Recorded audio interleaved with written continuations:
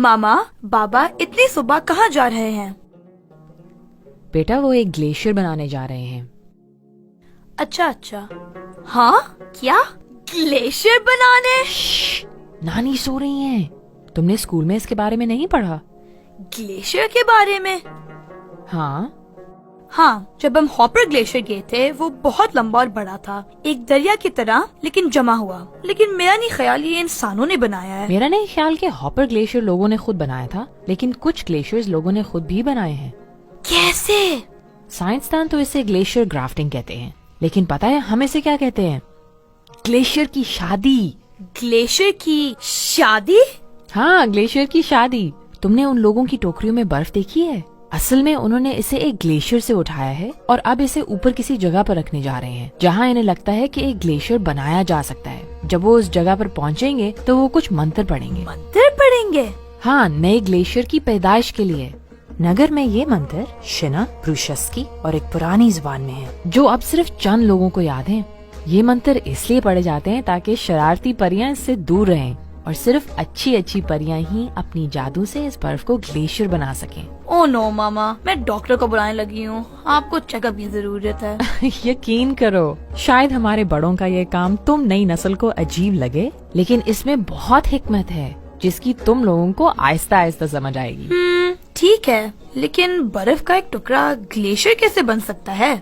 अगर बर्फ ना पिघले तो वो टेम्परेचर की कमी को बरकरार रखने के लिए मजीद बर्फ लाते रहते हैं, और अगर ये सारी मिल जाए तो ये वाकई बढ़ने लगती है और जल्द ही वहाँ एक ग्लेशियर बनना शुरू हो जाता है। मगर इसे शादी क्यों कहते हैं?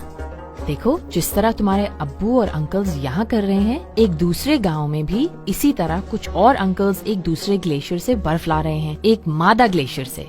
इनको उम्मीद है कि बर्फ के ये टुकड़े हमारे इन टुकड़ों के साथ मिलकर बढ़ना शुरू हो जाएंगे। कुछ दिनों और महीनों तक अगर ये इसी तरह बढ़ते रहे तो ये एक दूसरे के साथ जुड़ जाएंगे और एक बड़ा ग्लेशियर वजूद में आ जाएगा। इसे हमारे बड़े ग्लेशियर की शादी और साइंसदान ग्लेशियर ग्राफ्टिंग कहते हैं। वाह, नगर तो इंतहाई दिलचस्प है। नहीं, ये सिर्फ नगर में ही नहीं होता, बल्कि ये गिलगित बल्तिस्तान की बुलंद वादियों में हर जगह ही होता है। शायद प्रूशस्की या शिना की बजाय वो अपनी जुबान में मंत्र पढ़ते हों, लेकिन हमारी तरह अभी तक वो भी पुरानी जुबान ही इस्तेमाल करते हैं। लेकिन ये रिवायत आई कहाँ से और ये पुरानी जुबान है क्या? तुम्हें करीमाबाद वाला बलतित किला याद है? कौन वाला? हाँ, कहा जाता है कि ये तिब्बत की किलों की तरह नजर आता है। बिल्कुल उन्हीं की तरह बलतित किले की तामीर में भी लकड़ी और पत्थर का इस्तेमाल किया गया है, जिसकी वजह से यहाँ अक्सर आने वाले जल्जलों और लैंडस्लाइड्स के बावजूद ये महफूज रहता है। यहाँ तक कि सबसे ऊपर की चोटी भी तिब्बत के बून मजहब के मंदिरों की तरह नजर आती है। लेकिन कैसे मामा? तिब्बत तो हमसे बहुत दूर है। अब शायद ऐसा लगता हो, लेकिन सल्तनत तिब्बत के दौर में बहुत से फनकार और सयाह तिब्बत से इस जगह आते थे, जो बलतित किले जैसी इमारतों पर अपना असर छोड़ गए। कुछ लोग कहते हैं कि सल्तनत तिब्बत से ताल्लुक की बुनियाद पर ही गिलगित बल्तिस्तान में इतने मुख्तलिफ गिरोह हैं, जिन्होंने जदीद साइंस की मदद के बगैर ग्लेशियर ग्राफ्टिंग जैसी रवायात को बरकरार रखा। वो अपने मंदिरों में जिन पुराने अल्फाज का इस्तेमाल करते हैं वो तिब्बती जुबान के ही हैं। ये तो बहुत जबरदस्त बात है। काश मुझे स्कूल में भी इसके बारे में बताते। बिल्कुल, हमें अपना सकाफती इल्म और दानाई अपने क्लासरूम्स तक लानी चाहिए, ताकि स्कूलों और कॉलेजों में तुलबा और इसातिज़ा हमारी सकाफती, समाजी और मुआशी रवायात को समझ सकें और इस पर फख्र करें। तुम्हें नहीं लगता कि अगर ठोस, पानी और गैस को ग्लेशियर्स के जमने और पिघलने की मिसालों से समझाया जाए तो साइंस की क्लास ज्यादा दिलचस्प हो सकती है?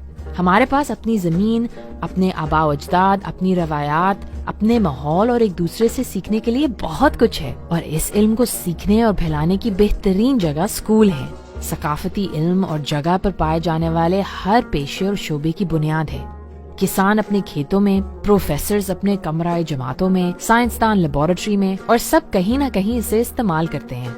वाह मामा, इसका मतलब है सकाफत और तालीम दो ग्लेशियर की तरह हैं, जो अगर इकट्ठे रहें तो मजीद बड़े और मजबूत हो जाएंगे। हाँ बिल्कुल। अब दुआ करो कि ये ग्लेशियर बढ़कर बर्फ का एक बड़ा पहाड़ बन सके।